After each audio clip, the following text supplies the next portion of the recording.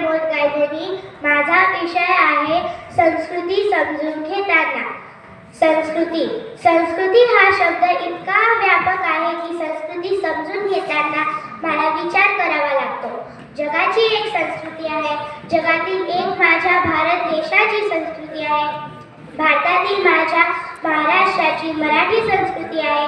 हिंदू धर्मीय म्हणून माझ्या धर्माचीही एक संस्कृती आहे. मग मी विचार केला, या सगळ्यात आधी मी एक माणूस म्हणून माझी मानवी संस्कृती देखील आहे. मग मी हीच पहिली आणि महत्त्वाची मानते.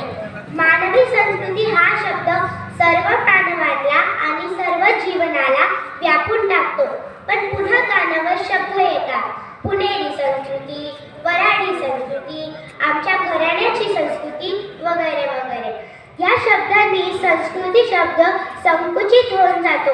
म्हणूनच संस्कृती म्हणजे जात, धर्म, कपडे, श्रद्धा, अलंकार, आवडीनिवडी हे नाही, तर डॉक्टर इरावती कर्वे यांची संस्कृतीची व्याख्या मला माझ्या मनाला आणि बुद्धीला पेलवणारी वाटते. त्या म्हणतात, संस्कारपूर्ण संस्कारमय जीवन जगण्याच्या देशकालानुसार असलेली विशेषतरी म्हणजे संस्कृती होय. यात त्या जीवन पद्धती आणि जीवन मूल्ये यांना महत्त्व देतात. यानुसारच जर विचार केला तर एक माणूस म्हणून मला पशुसारखे वागता येणार नाही. आपण एक विचारशील प्राणी असल्याने काही मूल्ये, तत्व, पद्धती आणि संस्कारमय वर्तन हीच असेल माझी संस्कृती. जसं सर्वांशीच वागत असताना मला माझ्यासोबतच इतरांच्या भावनांची जाणीव ठेवून वागता बोलता येणे. स्वतःच्या क्षमतांचा विधायक वापर करून देश, समाज यासाठी काही योगदान देता येणे. प्राणी मात्रांविषयी प्रेम असणे, चुकीच्या गोष्टींसाठी विधायक राग असणे, स्वतःच्या मी सोबत आम्ही आपण याचा विचार करता येणे. हा देश माझा आहे ही प्रबळ भावना असणे.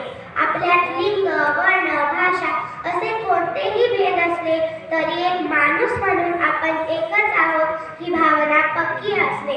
तुम्ही श्रीमंत असतानाही तुमचे शेजारी, नातेवाईक तो गरीब जरी असला तरी त्याला जवळ करता येणे. तुम्ही शिकलेले असतानाही तुमचे अडाणी मालक, शेजारी, मित्र, गावकरी याला जवळ करता येणे.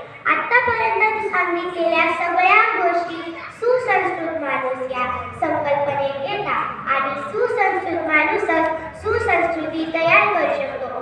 हीच तर आताच्या काळाची गरज आहे. कारण संस्कृती म्हणजे पूर्वजांच्या ठेवीचा, विचारांचा, मूल्यांचा सामाजिक वारसा.